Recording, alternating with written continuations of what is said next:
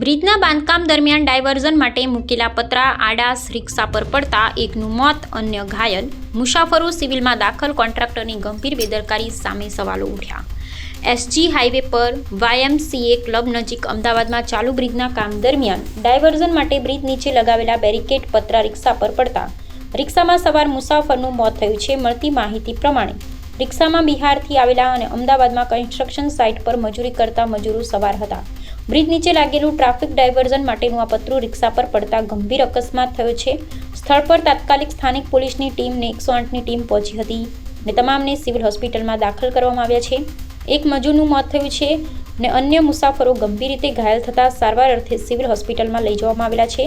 પણ એ સવાલ એ થાય છે કે ચાલુ બાંધકામ દરમિયાન આ પ્રકારની ગંભીર બેદરકારી કેટલા લોકોના મોતનું કારણ બનશે.